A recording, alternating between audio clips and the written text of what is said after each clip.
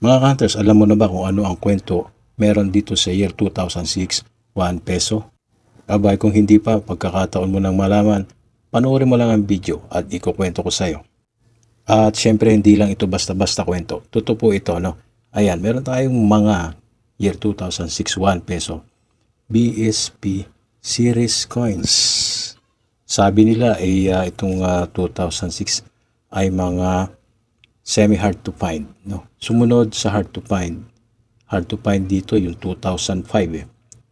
Itong 2006, semi-hard to find. Pangalawa sa mahirap hanapin sa mga BSP series coins. Bakit marami akong hawak? No? Alam nyo kasi naipon na ito. No? Hindi lang sunod-sunod kong nakuha ito. Mga taon din, matagal ang pagitan. No? Karamihan nakuha ko sa mga sukli-sukli. Ayan, 2006 at magaganda pa ang kondisyon. Ang kondisyon ng mga ito naghahalo na no? From extra fine condition to almost uncirculated condition. Kung mapapansin ninyo, no? Malinis at meron pa siyang mga luster. Medyo makinang pa no? Pag tinatamaan ng ilaw. Ayan siya. At alam nyo ba, no? Hindi kayo basta-basta makakabuo ng series kung wala ito. Diba? Napaka-importante ng lahat ng taon na yan, no? From year 1995 to year 2017, kasama na rin doon yung mga New Generation Currency or NGC, no? Yung mga bagong lapas na piso. Pag nagbuo kayo ng set, kasama yon para kumpleto. Magandang tignan kapag naka-frame. Kaya doon po sa mga baguhan, kung meron kayong mga hawak na dyan, mga semi-hard to find or yung mga common, pilitin ninyong magbuo na lang bago kayo mag-alok-alok.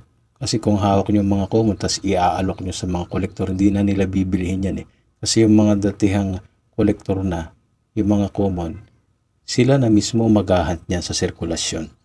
Diba? Pwede nilang mabili sa'yo yung mga hard to find or mga semi-hard to find kagaya nitong year 2006. Kagaya nito, no, ilang piraso itong pinakita ko sa inyo, nasa 15 pieces. So, 15 sets ang pwede kong mabuo, pero matagal yun kasi matatagalan tayo dun sa 2005. Meron akong hawak ng mga year 2005 dito.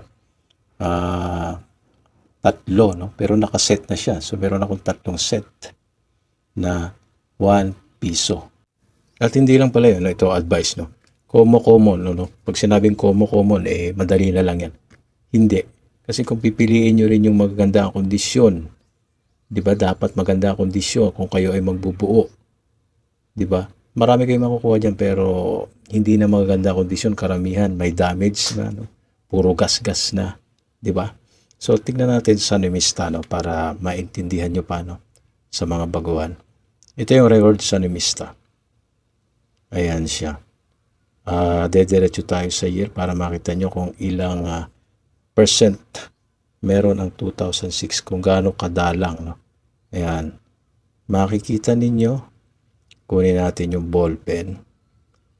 Yung 2006 ay bold letters.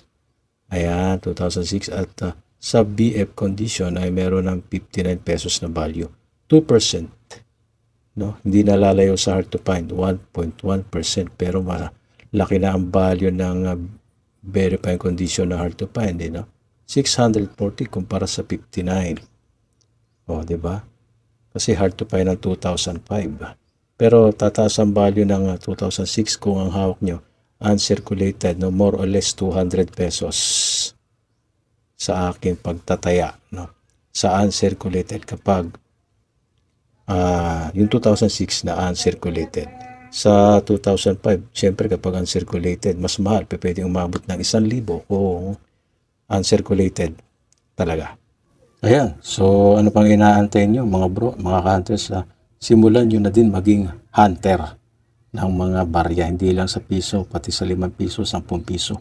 Meron po mga hard to find dyan na mabibili ng 1,000, 1,000, 2,000. Depende sa kondisyon. No? Pag-aralan ninyo. Lagi ako po nagko-content tungkol dito sa mga barya natin. Kasama na din yung mga old coins. Pakinggan nyo lang po, no? At unti-unti nyo naman din pong matututunan yan. Itong ginagawa ko magiging guide ninyo.